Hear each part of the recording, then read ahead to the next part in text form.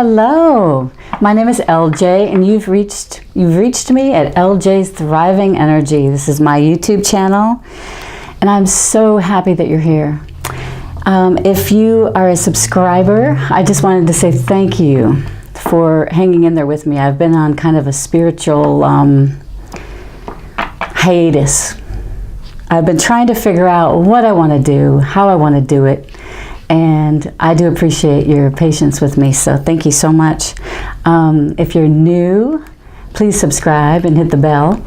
I'm going to be doing, it's going to be an interesting reading today because I'm just going to do a few things. I'm first off just going to I'm going to pull a card from Cheryl Richardson's self-care cards, 52 card deck, and I'm going to pull one for you all, for my lovely Capricorns. So I'll pull a card from there, and then I'm just, the only thing I'm going to do really is Osho Zen Tarot. I'm going to pull one card for you all, and we're going to read from the book, okay? Because these are intense, and I've noticed for myself when I do my readings, it tells me so much. It goes deep. So hopefully you'll appreciate this. They're going to be quick readings. Like I said, I will do Capricorns, which are December 22nd through January 21st. That's what and then you are an earth sign. You are pentacles or coins in the tarot decks. So let's just pull, actually I'm going to put that Osho one aside, and we will pull that self-care card for you and see what the angels want you to know for this week. I'm not going to stamp them a certain date or time. If you find this, then you are meant to see this at that time, okay? Just so you know, it is January 31st, 2019. So let's just see what we pull for Capricorns. Angels, what is in the highest good for our Capricorns to know about for this week? Thank you so much for your clear, concise guidance. I love you all. I call them my angels. You may call them something different. Spirit guides, guardian angels, archangels, fairies, God, Jesus. Yep, it's up to you what you call them. What you call the higher power. All right, so angels, I think this is it. This is for Capricorn. Ooh, we've got release. Release. That's interesting. Have a good cry. Grief is a doorway to your deepest self. Have a good cry. Grief is a doorway to your deepest self. That's amazing. I'm sorry if you're going through any kind of grief, but you do need to release those feelings if you do have them. It's important, because if you hold them in, it's just going to get worse and worse. Yep, and you're probably going to start overreacting with other people. You know, you may not be yourself, but I think the point is to have compassion for yourself. It's very important. Self-care, have compassion for yourself. Release. It's amazing that flower in the middle, the beautiful red flower, is what my eyes went to. You know, that just tells me it's not over. It's sometimes you just have to let things out and then move forward. Yeah, because if you did lose someone or a pet maybe, or you know, maybe you lost a job or anything like that, one door closes for new beginnings, and you're going to get something way better if it's a job. One door closes if you're grieving for a loss of a family member or a friend. Release, release, because you can move on and you can go forward. And I wonder if someone else will come into your life. Someone else who's very good for you. We'll see, huh? All right, so that's awesome. Release.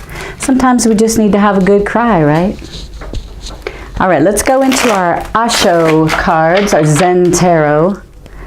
Like I said, I love these cards. They are so deep, and there's so many things that you can get from these cards. So much deep meaning. Okay?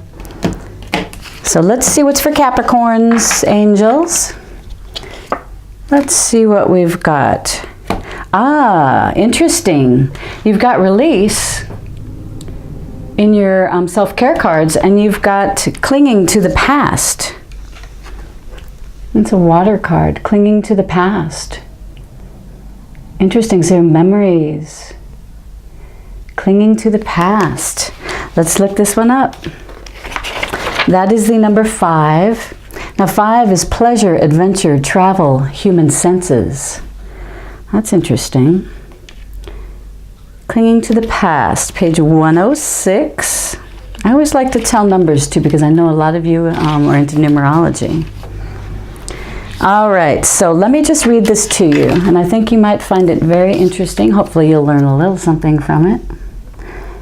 All right, the figure pictured in this card is so preoccupied with clutching her box of memories that she has turned her back on the sparkling champagne glass of blessings available here and now. Her nostalgia for the past really makes her a blockhead and a beggar besides, as we can see from her patched and ragged clothes. She needn't be a beggar, of course, but she's not available to taste the pleasures that offer themselves in the present.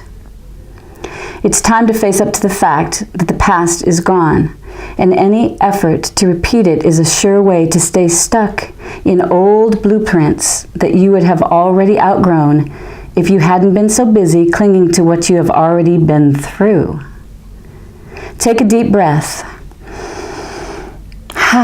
Put the box down. Tie it up in a pretty ribbon if you must, and bid it a fond and reverent farewell. Life is passing you by, and you're in danger of becoming an old fossil before your time. So that's the commentary.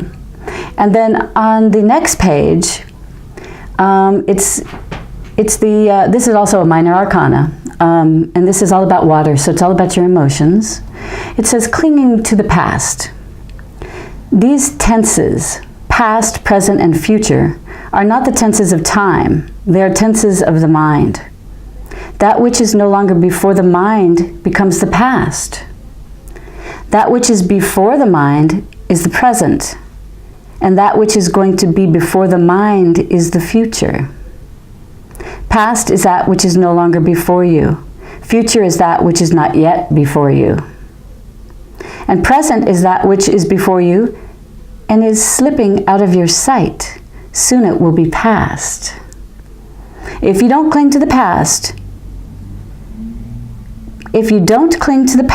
because clinging to the past is absolute stupidity, wow, it's no longer there. So you're crying for spilled milk. What is gone is gone. And don't cling to the present, because that is also going, and soon it will be past. Don't cling to the future, hopes, imaginations, plans for tomorrow, because tomorrow will become today, will become yesterday. See how deep these are? Everything is going to become yesterday. Everything is going to go out of your hands. Clinging will simply create misery. You have to let go. So from what I've been learning is, because I've been clinging to the past too. You know, you cling to, I think you cling to it because it's easy and it's there and it's familiar, you know.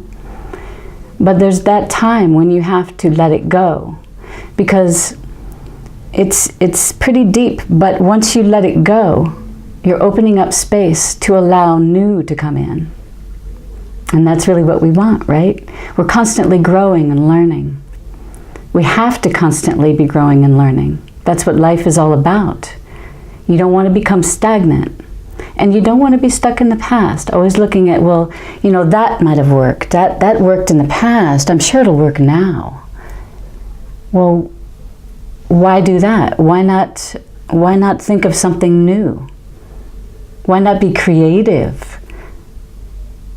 What do you like to do? What are you passionate about? Let's think about the things that make us feel passionate. That is what is your life path. That is what you're divinely guided to do. So think long and hard about that, because that's a pretty amazing thing to be able to let go. And I know it might be hard, but you gotta let go. Let go of the past. If it's an ex, you gotta let go of that ex. If that person is not good for you, let go of that ex. If you had a job, or you have a job that you just hate, you don't like going, you're not passionate about it, you're just doing it for a paycheck, well, how is that making you a better person? Sure, you're able to pay some bills, but if you're not passionate about what you're doing, then you're just going around in circles, really. You're not going to enjoy your life like you really should. So think long and hard about what your passion is. Think about why you might be clinging to the past. You think it's going to help you in some way? The angels are telling me it's not. It's not going to help you to keep looking at the past, keep looking back into the past, looking at what happened. Let's let go of that, okay? Let's let go of that so that we can start fresh, and we can open up that space inside our soul, inside our heart, inside our mind. And we can make space for new things to come in, because those new things are going to be way better than you could have ever imagined. But you gotta let go of the past first. All right? I'm so glad you joined me today.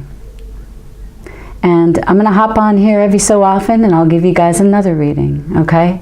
And we'll see what's going on in your world for that day or that week or that month. But like I said, I'm not worried about a timestamp.